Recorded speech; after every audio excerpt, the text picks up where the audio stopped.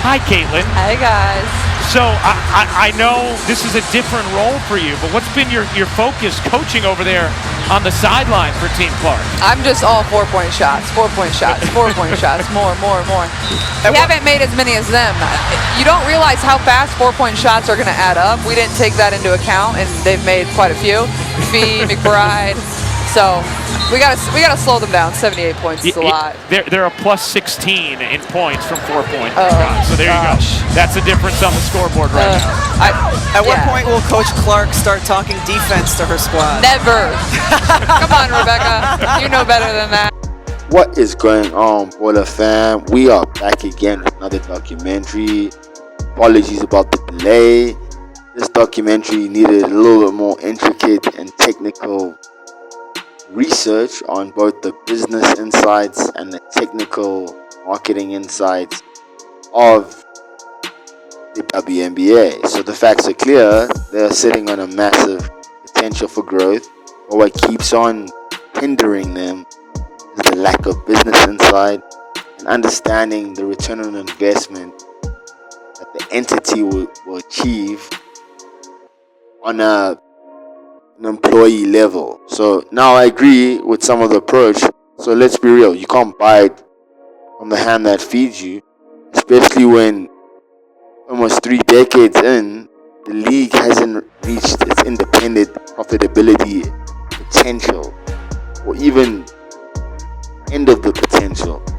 That's where the recent pay us what you owe us protest came in, and I initially agreed with it, and then I continue to watch, and it doesn't adequate. WNBA players are threatening a lockout, and a lot of people believe that they have lost their minds. As of right now, the WNBA has never turned a profit in a single season ever. In 2024, despite the Caitlin Clark effect, the league reportedly lost between $40 and $50 million.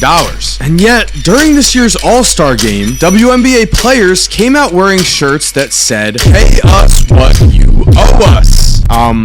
What? A lot of people ripped the players with the thought being, are you insane? How can your salary increase if your league doesn't make any money? If the NBA is paying for you to survive? But the thing is here, we have a twist. Recently, the WNBA actually offered to make the salary cap for its players 4 times bigger. But the women said no to this. They want a lockout instead. They said they deserve even more. They point to Caitlin Clark, who made $3.1 million in NIL deals at Iowa, and say the max WNBA salary is just $250,000. To them, that isn't enough. So what exactly is the story here? Are the players being extremely greedy, or do they know something that the average fan has completely written off? I know going into this, you probably think that they are crazy, but I'm going to be neutral here, and I'm going to explain their logic. To start things off, I want you to guess, how much do you think that WNBA players make from the league's revenue share? NBA players receive roughly 51% of their league's basketball-related income. How much do WNBA players make? Just 9.3%. That is the crux of the argument here. This isn't just about how much the players make. It is about the revenue share. It's very easy to look at a league situation and say, you are losing money, how can we possibly pay you more, right? But the thing is, the WNBA has a complete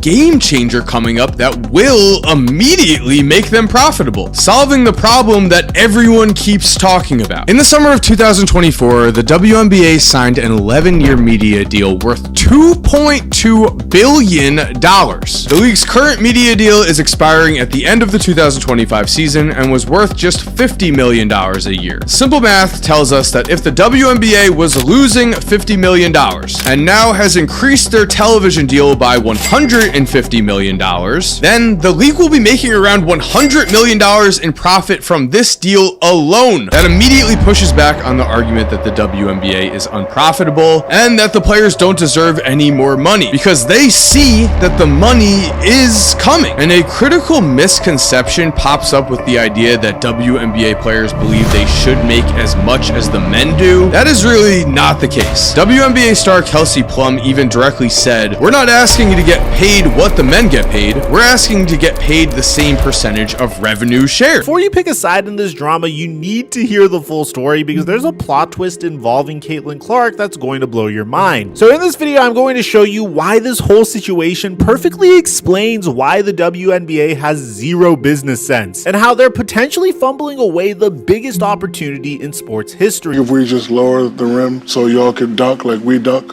that'll give y'all more oomph than you already have? No. I don't see a lot of people going up with two hands and, back. Oh, it's coming. Our next child will be drop step dunking, I promise. I'm still thinking about And it wasn't just Shaq that recommended lowering the rim, but also Tracy McGrady. I've been playing basketball on a 10-foot hoop my whole life. So to move it to 9.5, it's going to take a long time to get used to that. And then also, we're only playing basketball to dunk. I'm not sure. Bottom line,